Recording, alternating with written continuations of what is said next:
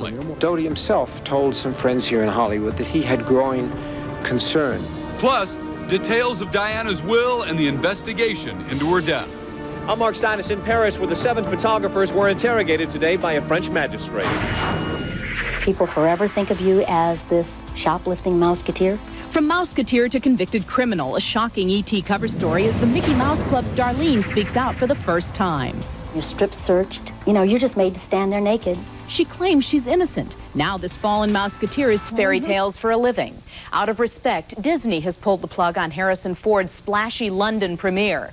ET's coverage of the tragedy continues with Mark Steinis in Paris on the investigation and Julie Moran in London on the impact. First, Julie. Mary, here in London, the loss of Princess Diana has turned the lives of the British people upside down. One small example, Harrison Ford was scheduled to arrive here on Thursday for the London premiere of his film Air Force One. But Diana's tragedy and the lingering sadness made him cancel the premiere. The money that was to have been raised by Air Force One's London premiere would have gone to one of Diana's favorite children's charities. Another indicator that nothing is the same here in London, behind me, Harrods department store, a true British institution, owned by the father of Diana's boyfriend, Dodi Fayed.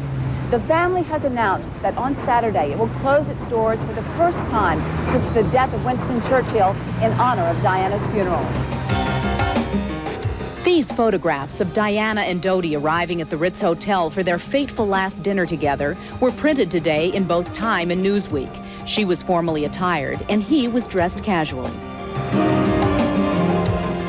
Dodi Fayed was known in Hollywood as the man who produced Chariots of Fire, Hook, and FX. But according to Variety editor-in-chief Peter Bart, Fayed was still viewed as an outsider. Dodi Fayed was a fringe player in Hollywood who wanted in on the action.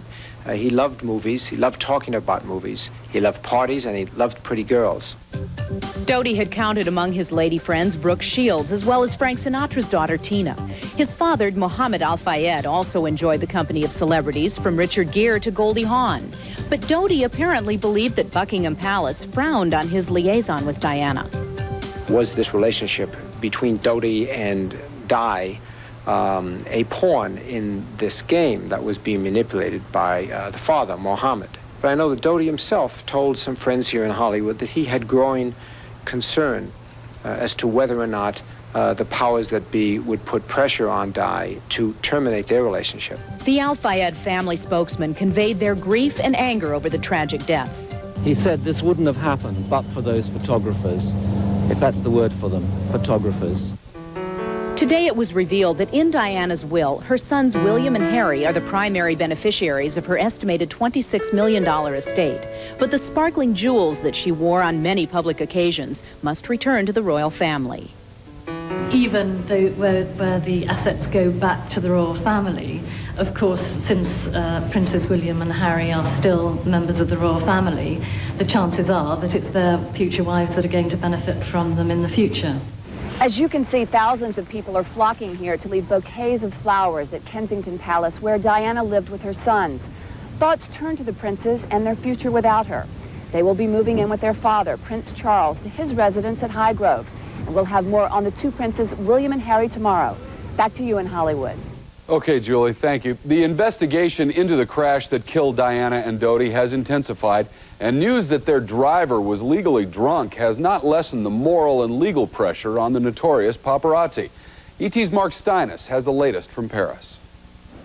Thanks, Bob. Well, the media has gathered here, outside the French Palace of Justice in Paris, where the 7 photographers went before a judge to hear their fate.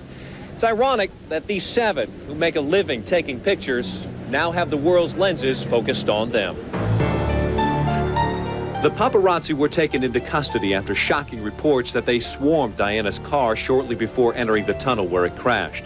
20 rolls of film were reportedly confiscated, showing steaming wreckage, but not a single helper.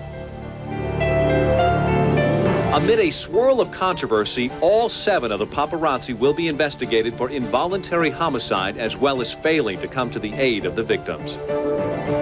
A doctor on the scene here at the time of the crash said the photographers did not interfere with his attempts to save the princess's life, but that they did continue to, quote, machine gun the car with their cameras. aggressive doesn't even start to describe it. They're really cutthroat. They stop at nothing. Laura Luongo makes her living photographing celebrities, but she says there's a difference between taking shots at public events and stalking. The fact that they could have any part in that accident and then taking photographs and try to capitalize on it is horrendous. X-Files star David Duchovny told Bob Goen in a telephone interview that he and his wife, Téa Leoni, have faced aggressive photographers. Frightening in that you will do crazy things to get away from these people. Stars like Stallone and Schwarzenegger have long complained about the new breed of paparazzi, and businessman Donald Trump knows what it's like to live life in a fishbowl. It's pretty scary with the paparazzi. They're out of control. There's no question about it. The death of the princess forced Newsweek and Time magazines to change their coverage plans. The tragedy has forced them to take a second look at how the press treats celebrities. We have to step back and say, just because you're in public life, because you're a celebrity, whether it's in the movies or politics, does not mean that you give up everything. But while the paparazzi continue to be the focus of attention here at the Palace of Justice, there is outrage the world over that Diana and Dodi's driver was not just drunk, but in the view of many experts was nearly incapacitated. Investigators reportedly found nearly 4 times the legal limit of alcohol in his system. Now that is not expected to lessen the heat on the paparazzi here in Paris or back home in Hollywood. Bob? Thanks, Mark. Well, Elton John